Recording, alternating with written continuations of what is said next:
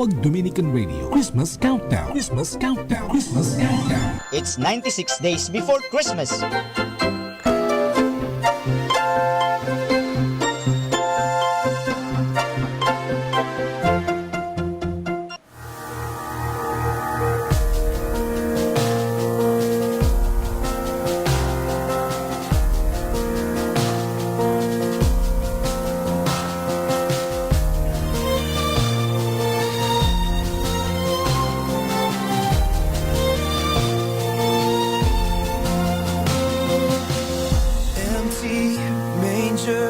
Perfect stranger, about to be born into darkness, sadness, desperate madness. Creation so torn. We were so lost on earth, no peace, no worth, no way to escape. In fear, no faith. No hope, no grace, and no light. But that was the night before Christmas.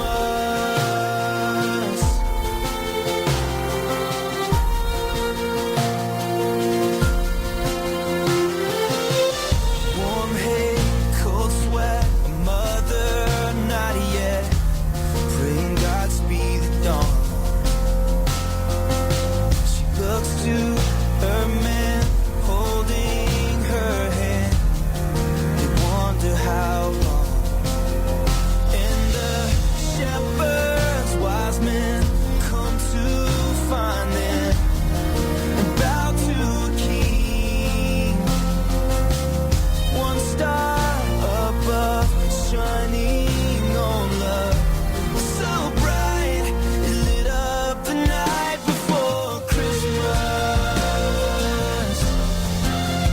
And the world didn't know mercy was meek and so mild. And the world didn't know the truth was as pure as a child. The night before Christmas, the night before Christmas.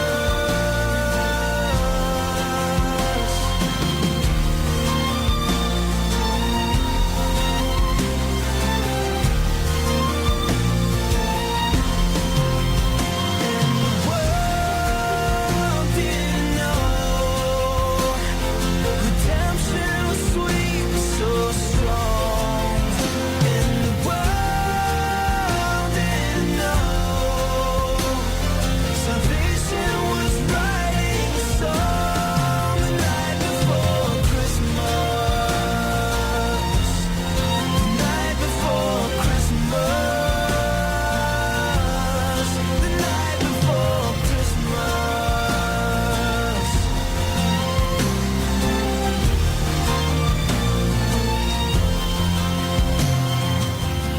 Empty manger, perfect stranger, about to be born.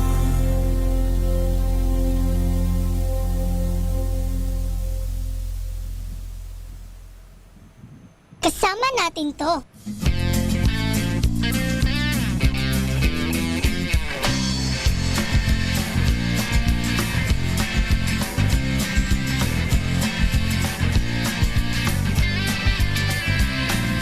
Ako'y ibong malaya, malaya maglakad sa gubat na payapa na tayo ang lilipad. Gayahin mong aking galaw, gayahin mong aking sayaw,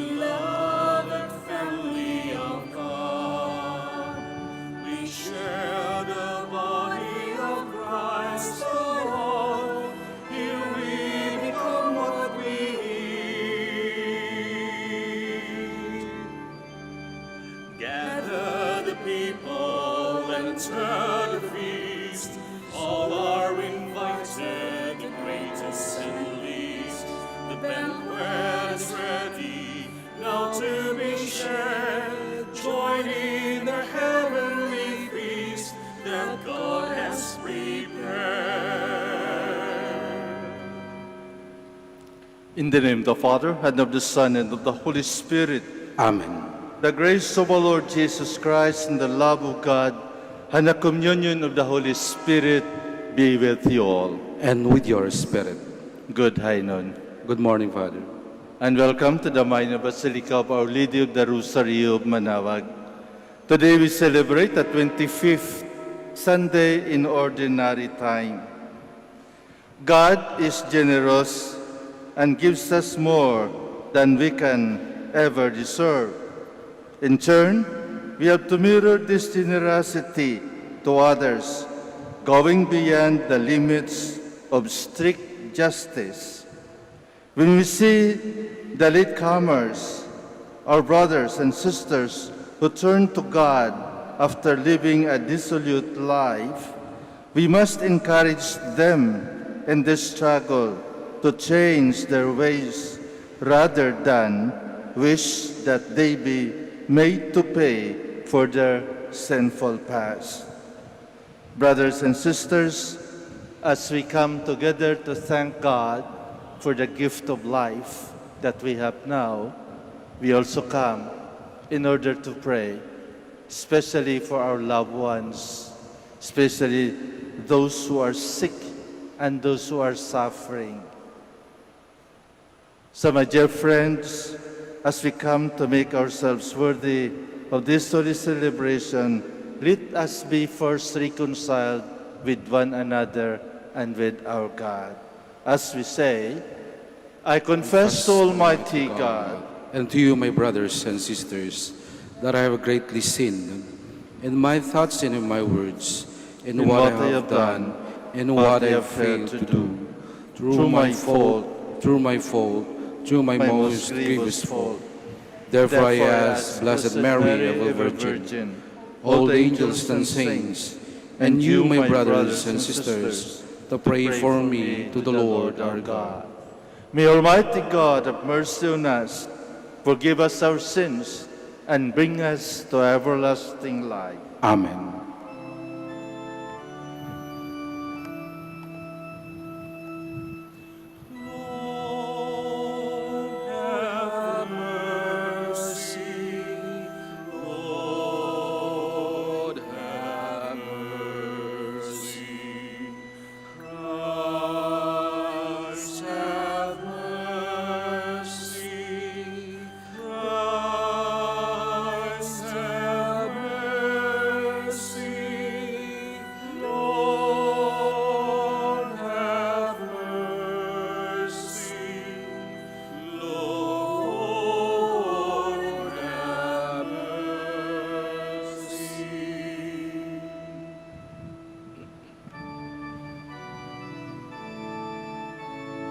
Glory to God in the highest, and on earth peace to people of good will.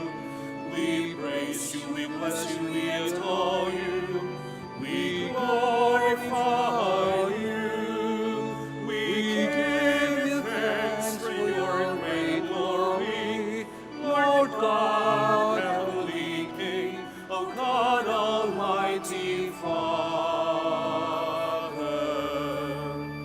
Lord Jesus Christ, only begotten Son, Lord God, Lamb of God, Son of the Father, you take away the sins of the world, have mercy on us. You take away the sins of the world, receive our prayer. You are seated at the right hand of the Father, have mercy on us. For you alone are the Holy One, you alone are the Lord, you alone are the Most High, Jesus Christ, with the Holy Spirit, in the glory of God.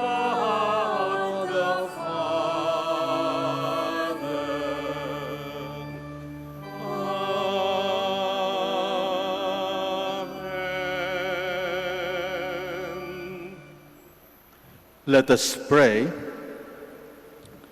O God, who founded all the commands of your sacred law upon love of you and of our neighbor, grant that by keeping your precepts, we may merit to attain eternal life. Through our Lord Jesus Christ, your Son, who lives and reigns with you in the unity of the Holy Spirit, one God, forever and ever. Amen. Please be seated. The Lord is generous in forgiving, and so the wicked persons is invited to forsake his wicked ways. It is never too late to return to the Lord. A reading from the book of the prophet Isaiah. Seek the Lord while he may be found. Call him while he is near. Let the scoundrel forsake his way, and the wicked his thoughts. Let him turn to the Lord for mercy, to our God, who is generous in forgiving. For my thoughts are not your thoughts, nor are your ways my ways, says the Lord. As high as the heavens are above the earth, so high are my ways above your ways, and my thoughts above your thoughts. The word of the Lord. Thanks be to God. The Lord is near to all who call upon him. The Lord is near to all who call upon him. Every day will I bless you, and I will praise your name forever and ever. Great is the Lord and highly to be praised. His greatness is unreachable. The Lord is near to all who call upon him. The Lord is gracious and merciful, is slow to anger and of great kindness. The Lord is good to all, and compassionate toward all his works. The Lord is near to all who call upon him. The Lord is just in all his ways, and holy in all his works. The Lord is near to all who call upon him, to all who call upon him in truth. The Lord is near to all who call upon him. When our life is Christ, says Paul, any option is desirable. When we live, we are happy to serve him, and when we die, we shall be with him. A reading from the letter of St. Paul to the Philippians. Brothers and sisters, Christ will be magnified in my body, whether by life or by death. For to me life is Christ, and death is gain. If I go on living in the flesh, that means fruitful to labor for me. And I do not know which I shall choose. I am caught between the two. I long to depart this life and be with Christ, for that is far better. Yet that I remained in the flesh is more necessary for your benefit. Only conduct yourselves in a way worthy of the gospel of Christ. The word of the Lord.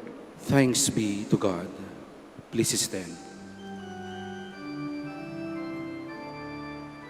Hallelujah, hallelujah, hallelujah. Hallelujah, hallelujah, hallelujah, hallelujah. Open our hearts, O Lord, to listen to the words of your Son. Hallelujah, hallelujah, hallelujah. Hallelujah, hallelujah, hallelujah, hallelujah. The Lord be with you. and with your spirit. A reading from the Holy Gospel according to Matthew. Glory to you, O Lord. Jesus told his disciples this parable. The kingdom of heaven is like a landowner who went out at dawn to hire laborers for his vineyard. After agreeing with them for the usual daily wage, he sent them into his vineyard. Going out about 9 o'clock, the landowner saw others standing idle in the marketplace, and he said to them, "You too go into my vineyard, and I will give you what is just." So they went off, and they went out again around noon and around 3 o'clock, and did likewise.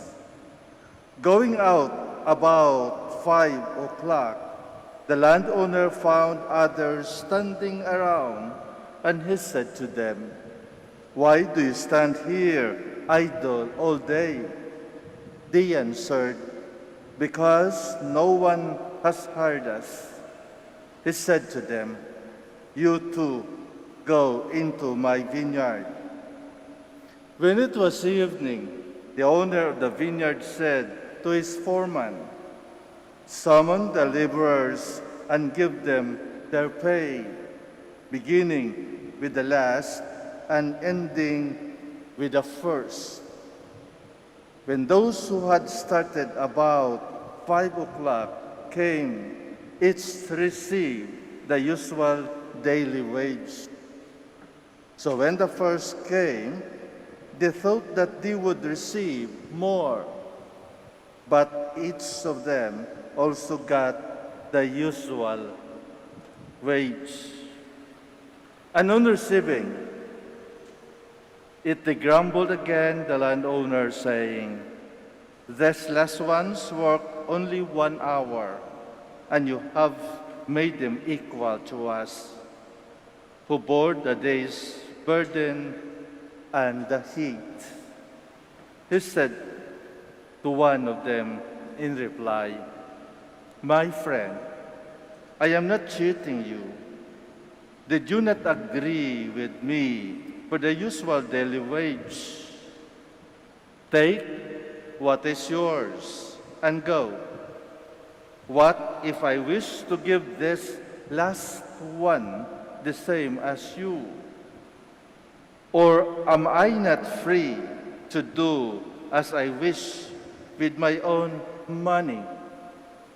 Are you envious because I am generous?" Thus, the last will be first, and the first will be last. The Gospel of the Lord. Praise to you, Lord Jesus Christ. Please be seated. Unfair. Usually marinig natin ito, lalong-lalo na sa mga bata. Kapag makita ng isa, parang nakalamang ata yung kapatid ko sa akin. So sabihin niya sa kanya, unfair. Yung mga bata, tinitingnan nila kung ano lang yung nakikita, kung ano lang yung binibigay, but they never realize of the context. Bakit ba binigay yan? Yung isang batang lalaki, nagreklamo, bakit hindi pantay-pantay ang binigay sa kanya? Bakit yung kapatid niya may Barbie, samantala siya wala? So you can just imagine, isang lalaking bata hihingi ng Barbie sa kanyang nanay dahil gusto niya pantay-pantay sila. Ano masasabi ng kanyang kalaro? Bakit Barbie yung nilalaro mo o yung laruan mo? O ganun din, usually yung mga bata na may sakit, binibigyan ng, sabi natin privilege. Say for example, on my part, nung bata pa kami, pag magkasakit, my favor, usually binibigyan ng royal or orange. Yun pa ang drinks noon eh.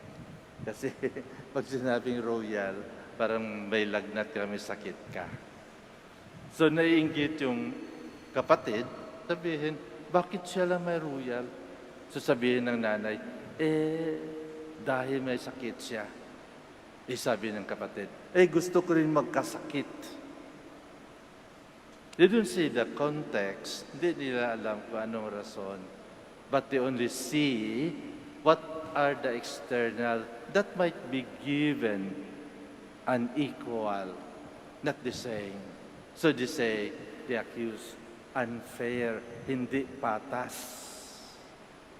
Ito nangyayari sa ating Ebanghelyo sa araw na ito. At the first glance, you will see unfair naman talaga, di ba?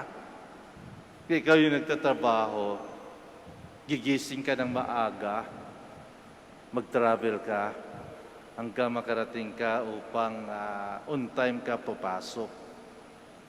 At hanggang lalabas ka after 8 hours ng working hours. But then, meron kayong makita the contractual, darating lamang ng alas 10. At pagkatapos, sabihin mo, bakit parang the same amount of wages yung salary namin? So, sabi mo, hindi patas. Unfair, di ba? Kasi nagtrabaho ka for 8 hours, yung isang contractual, 4 hours lang. But you have the same amount of money to be received afterwards. Napaka-unfair. It is unjust. At saka, siyempre, sa ating mga Pilipino, reklamo ka agad. But we do not know what is the context. Bakit 4 hours lang siya? Contractual lang siya. But 4 hours, but the same amount. We don't know the reason behind na siguro expert siya. Professional. Kaya kinuha siya for 4 hours lamang. So we must know the context. Certainly before we complain. Just like this people who were complaining. Why did we receive the same salary? We worked the whole day. We're under the sun. We're under the heat of the sun. Working the whole day. At ito, alas 9, alas 12, alas 3, at yung pinaka-matindi yung alas 5, dumating 1 oras lang nagtrabaho. Bakit pantay-pantay pa rin ang tinanggap nila? So they complain. They complain. And the master, the owner of the vineyard, explained to them. Explained to them that it is not unfair. Una, we agreed that you work the whole day for an exact amount of wage. And you agree. So, no problem. So, I heard some people outside. Siguro, mas madali yung trabaho nyo dahil marami na kayo. I just invited them to work without any agreement. But I will give them the just wage that they work. So also, those people who work for 1 hour only. The thing is that the owner of the vineyard has something. It is beyond justice. Nakikita niya na kailangan nila kumain. The context. Nakikita nila na kailangan nila magkaroon ng pangangailangan, pambili ng pangangailangan sa bahay. Nakikita ng owner ng vineyard na may nangangailangan. Ngunit, yung mga worker nakikita lamang nila yung sarili nila na nagtatrabaho. Mga kapatid, the justice of God is His mercy. Saint Teresa of Lisieux oftentimes reminds people that the justice of God is His mercy. If we ask God to apply the real justice to us, sigurado lahat-lahat tayo nakakulong. Lahat-lahat tayo naparusahan. If we ask God to do justice to what we are doing. Lahat tayo may kasalanan. Lahat tayo may kakulangan. Lahat tayo nagkakamali.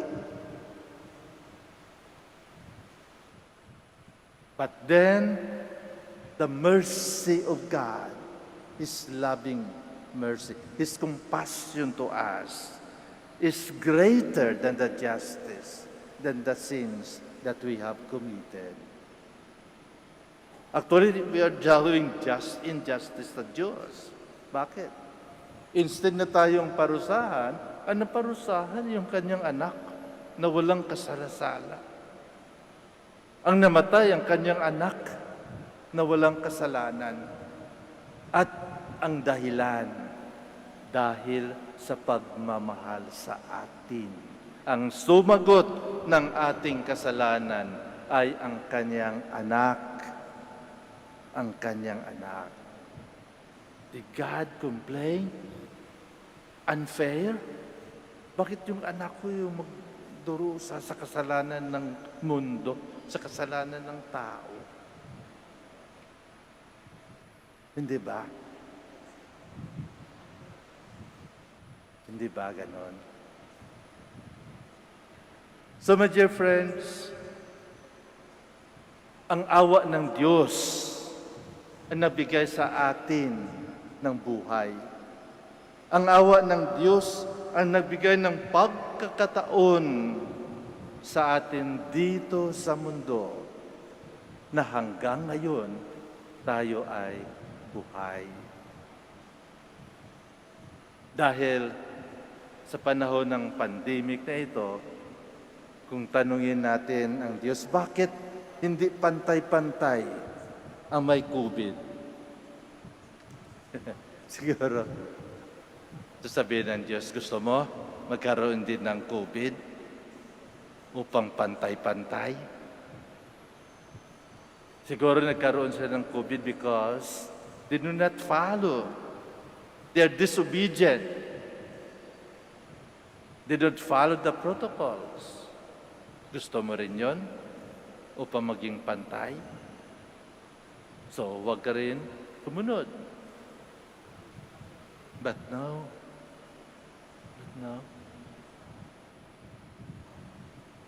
God's mercy is with us. But that mercy of God has to be worked out.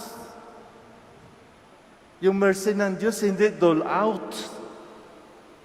Kaya nga yung mga tao na hired niya ng 9 o'clock, 12 o'clock, 3 o'clock, 5 o'clock, pinagtrabaho pa rin niya. Kahit kulang sa oras, pinagtrabaho pa rin niya. Just to tell them that if you want mercy, you have to work it out. Hindi ito hintayin mo lang sa bahay nyo na ibibigay sa iyo ng gobyerno. No. The kingdom of God is worse when there is something that we do. Kailangan trabahuin natin, magtrabaho tayo bago natin matanggap ang ating mga kahilingan. The mercy of God is something to be done. Ganun ang awa ng Diyos. Dapat una, maawa tayo sa ating sarili. Kawaan natin ang ating sarili. So, kung humihingi tayo ng awa, kailangan trabahuin natin. Kailangan ipakita natin na ginawa natin ang lahat-lahat na kakayahan natin, na ginawa natin ang ating assignment, na wala na tayong magawa, kundi ang Diyos lamang makagawa. So, we surrender ourselves after doing our duties and obligation. We surrender to God. At kung nagawa na natin ang dapat nating gawin, then we allow God to do what He wants us to do. Hindi ba maganda? Hindi ba maganda? Dahil kung humingi tayo ng awa ng Diyos, dapat lamang na gawin din natin sa ating mga sarili, sa ating buhay, ang karapat-dapat na gawain para sa Diyos. And in that way, God's mercy and compassion will be obtained by us. Because we surrender and we have done everything we can do. Lahat-lahat ginawa natin. So huwag tayong mainggit sa Diyos. Huwag natin siya kainggitan.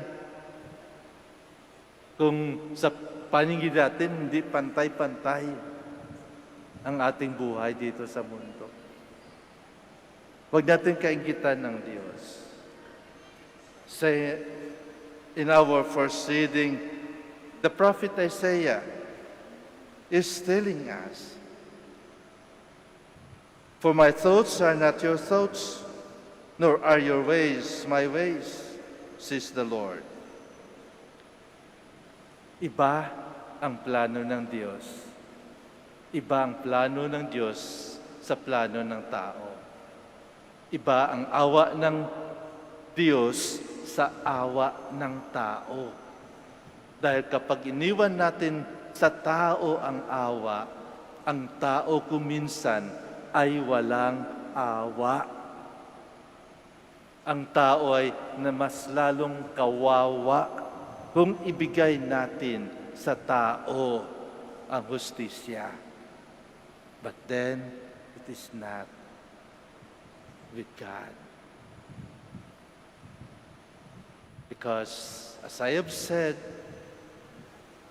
and I recall what Saint Therese of Lisieux is telling us, that the justice of God is His mercy. Kaya nandito tayo ngayon dahil maawain ang Diyos. Kaya buhay tayo hanggang ngayon because God is compassionate to us. Pasalamatan natin ang Diyos sa Kanyang awa at pagmamahal. Ngunit trabahuin natin ito sa pamamagitan ng magiging tapat sa Kanyang utos sa atin. You'll stand. Let us now profess our faith. I believe in one God, the Father Almighty, maker of heaven and earth, of all things visible and invisible. I believe in one Lord Jesus Christ, the only begotten Son of God, born of the Father before all ages, God from God, light from light, through God from through God, begotten not made, consubstantial with the Father. Through him all things were made. For us men and for our salvation, he came down from heaven, and by the Holy Spirit was incarnate of the Virgin Mary, and became man. For our sake he was crucified under Pontius Pilate. He suffered death and was buried, and rose again on the third day, in accordance with the Scriptures. He ascended into heaven, and is seated at the right hand of the Father. He will come again in glory to judge the living and the dead, and his kingdom will have no end. I believe in the Holy Spirit, the Lord, the giver of life, who proceeds with the Father and the Son, who with the Father and the Son is adored and glorified, who has spoken to the prophets. I believe in one holy, Catholic, and Apostolic Church. I confess one baptism for the forgiveness of sins, and I look forward to the resurrection of the dead and the life of the world to come. Amen. Jesus reveals to us the Father who is good to all his children and who is not outdone in generosity. Full of confidence, we pray to him. Loving Father, hear our prayer. Loving Father, hear our prayer. The church leaders and laity alike may jealously work in the word's vineyard, content with the promise of heavenly reward. We pray. Loving Father, hear our prayer. That government leaders, policymakers, and businessmen may answer the people's needs for more decent employment. We pray. Loving Father, hear our prayer. That our labor and management may settle issues through honorable and peaceful bargaining and dialogue. We pray. Loving Father, hear our prayer. That family members may realize the importance of each other and the need for daily dialogue and encounter with one another. We pray. Loving Father, hear our prayer.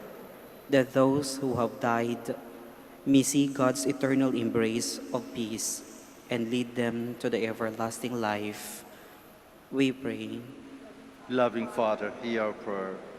Let us pray for the urgent concerns of our community and our personal intentions. We pray. Loving Father, hear our prayers. In silence, let us offer now our own personal intentions and prayers. Let us include the intentions of this Mass, and let us pray especially for those who are suffering of this pandemic, not only of their sickness, but also in their needs financially, at home or among their neighbors. We also include our frontliners, those who are working for our safety, especially our health workers.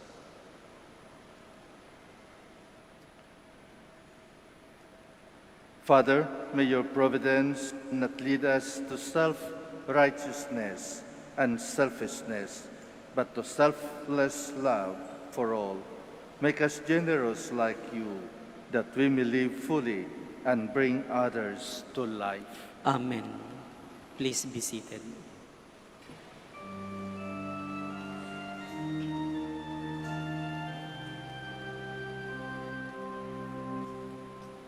Lord, we gather today in your house. We kneel down and pray. We ask for your mercy as we open our hearts to receive your forgiveness, O Lord. As we offer this bread and as we bring you this wine, bless them, Lord Jesus, feed us now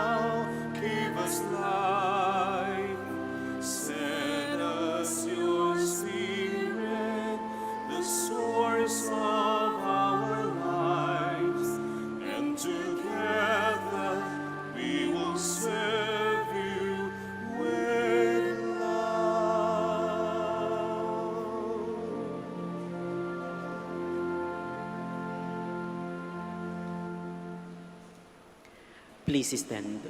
Pray, my dear friends, that my sacrifice and yours may be acceptable to God, the Almighty Father. May the Lord accept the sacrifice at your hands for the praise and glory of his name, for our good and the good of all his holy church.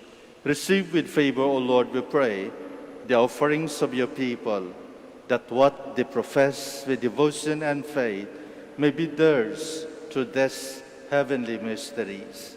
Through Christ our Lord. Amen. The Lord be with you. And with your spirit, Lift up your hearts. we'll lift them up to the Lord. Let us give thanks to the Lord our God. It is right and just. It is truly right and just, our duty and our salvation, always and evermore to give you thanks, Lord, Holy Father, Almighty and eternal God. For you so loved the world that in your mercy you sent us the Redeemer to live like us in all things but sin, so that you might love in us what you love in your Son, by whose obedience we have been restored to those gifts of yours, that by sinning we had lost in disobedience. And so, Lord, with all the angels and saints, we too give you thanks as an exaltation as we acclaim. Holy, holy, holy, Lord God of hosts. Heaven and earth are full of your glory. Hosanna in the highest. Blessed is he who comes in the name of the Lord. Hosanna in the highest. Please kneel. You are indeed holy, O Lord, the fount of holiness. Make holy, therefore, these gifts, we pray, by sending down your Spirit upon them like the dewfall, so that they may become for us the body and blood of our Lord Jesus Christ. At the time he was betrayed and entered willingly into his passion, he took bread and giving thanks, broke it, and gave it to his disciples, saying, "Take this, all of you, and eat of it, for this is my body, which will be given up for you."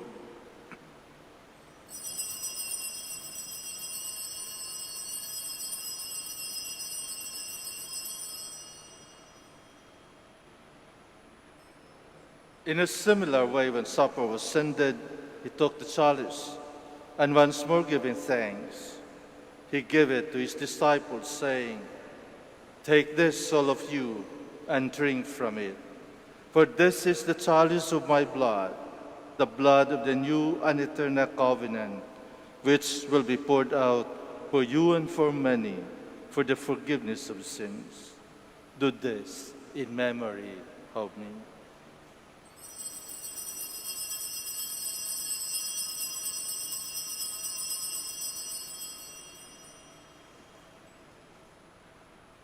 The mystery of faith.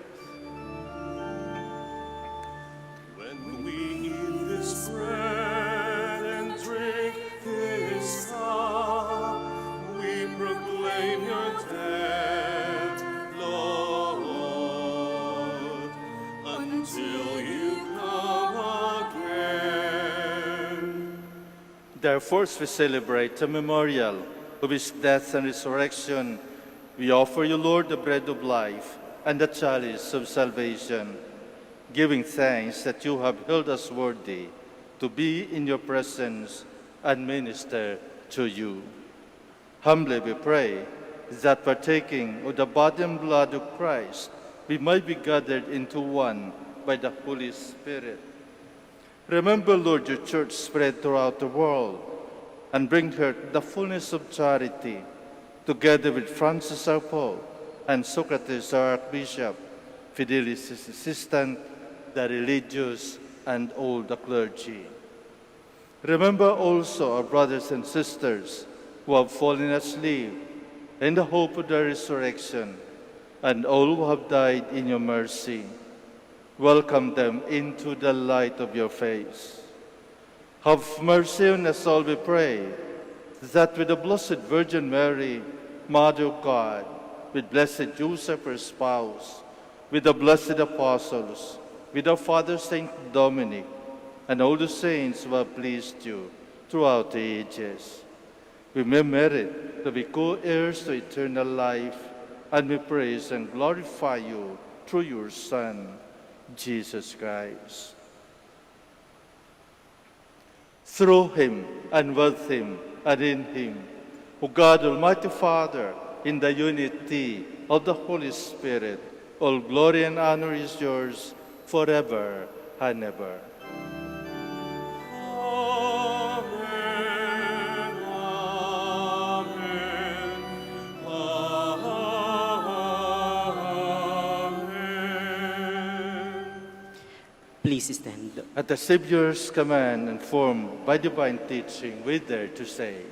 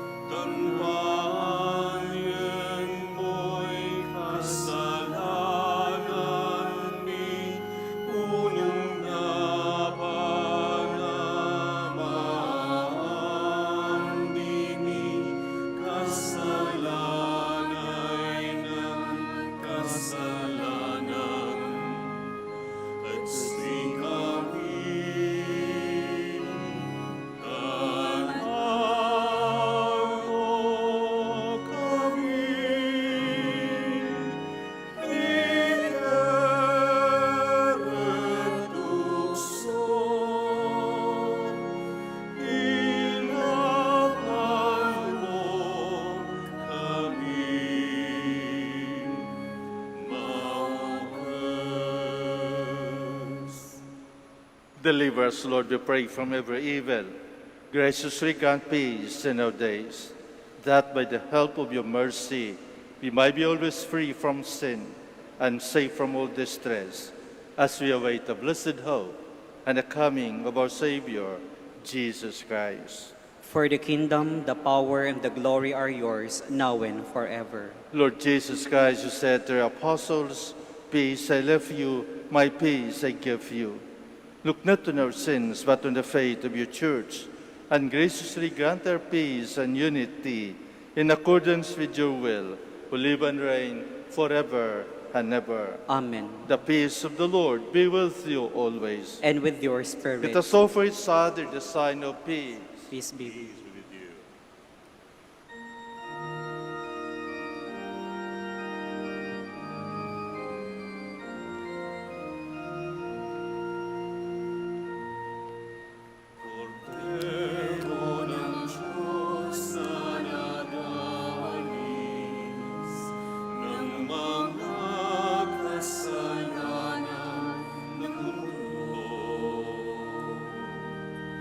Mahal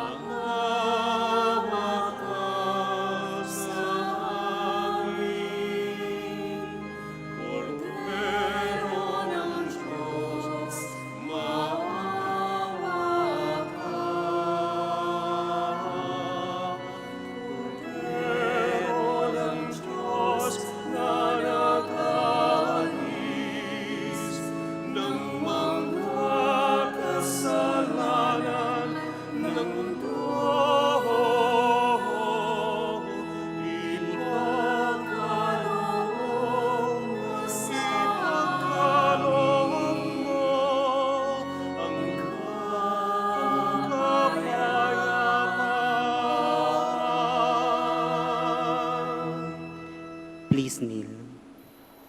Behold the Lamb of God. Behold him who takes away the sins of the world.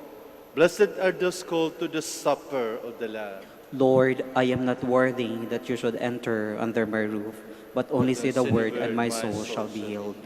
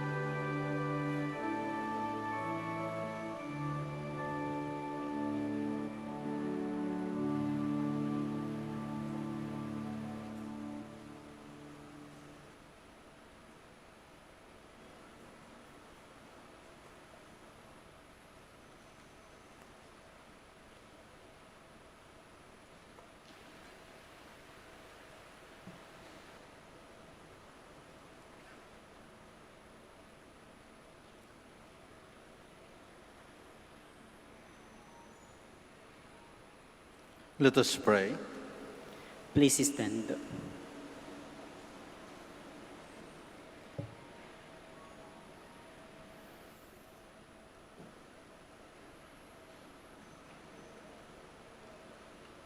Graciously raise up, O Lord, those who are in you with this sacrament, that we may come to possess your redemption, both in mystery and in the Mother of our life. Through Christ our Lord. Amen. We will now pray the Oratio Imperata. Please kneel. Let us pray together. God our Father, we come to you in our need to ask your protection against the COVID-19 that has claimed lives and has affected many. We pray for your grace for the people tasked with studying the nature and cause of this virus and its disease, and of stemming the tide of its transmission. Guide the hands and minds of medical experts that they may minister to the sick with competence and compassion, and of those governments and private agencies that must find cure and solution to this epidemic. We pray for those afflicted, may they be restored to health soon. Grant us the grace to work for the good of all and to help those in need. Grant this to our Lord Jesus Christ, your Son, who lives and reigns with you in the unity of the Holy Spirit, God forever and ever. Amen. Mary, help of Christians. Pray for us. Saint Raphael, the Archangel. Pray for us. Saint Roch. Pray for us. Saint Lorenzo Ruiz. Pray for us. Saint Pedro Calungsod. Pray for us. Please be seated for the announcement. Dear devotees of Our Lady of the Rosary of Manaoag, the Dominican community of the Minor Basilica of Our Lady of the Rosary of Manaoag is pleased to inform you that the October Feast of Our Lady of the Rosary of Manaoag will be on October 4, 2020, first Sunday of October. Novena Masses will be scheduled at 6 a.m., 8 a.m., 10 a.m., 12 noon, and 5 p.m. from September 25 to October 3, 2020. Additional Mass at 3 o'clock p.m. on September 27, Sunday. We invite you to participate in these Novena Masses and be one with us in expressing our devotion to Our Lady of the Rosary of Manaoag. If you wish to sponsor one or several of the Novena Masses, you may fill out the form at the counters for Masses and submit it with your donation, where you will be provided with an acknowledgement receipt, or you may visit our website, manaoagbasilica.org, for online pamisa, where online and other options for donation will be available. All names of donors and sponsors will be included in the electronic souvenir program. Thank you very much for your continued support. God bless you. Please stand. Before I give the final blessing, we'd like also to thank each and everyone for your presence, for your time to be with us during this celebration. And thank you very much for your cooperation and active participation during this Mass. And when you go out from this church, kindly pass the back door. We are in one way. And please be safe, especially in traveling and going home. The Lord be with you. And with your spirit. Bow down for the blessing. Turn your people to you with all the heart, O Lord, we pray, for you protect even those who go astray. But when they serve you with undivided heart, you sustain them with still greater care. Through Christ our Lord. Amen. And may the blessing of Almighty God, the Father, and the Son, and the Holy Spirit remain with you forever. Amen. Go in peace, glorifying the Lord by your life. Thanks be to God. We will now have the blessing of our sick brothers and sisters. Please remember the names of your loved ones who are sick but were not able to come for this blessing. The Lord be with you. And with your spirit. Let us pray. God, our Almighty Father, by your blessing, you give us strength and support in our frailty. To be kindness toward our sick brothers and sisters, freedom from all illness, and restore them to good health through the intercession of Our Lady of the Rosary of Manaoag, so that in the sure knowledge of your goodness, they will gratefully bless your holy name. We ask this to Christ our Lord. Amen. For your religious articles. In memory of the mysteries of the life, death, and resurrection of our Lord Jesus Christ, to the honor and glory of the Blessed Virgin Mary, Mother of God, Mother of the Church, Our Lady of the Rosary of Manaoag, may these rosaries, images, candles, oil, and other religious articles be blessed and made holy in the name of the Father, and of the Son, and of the Holy Spirit. Amen.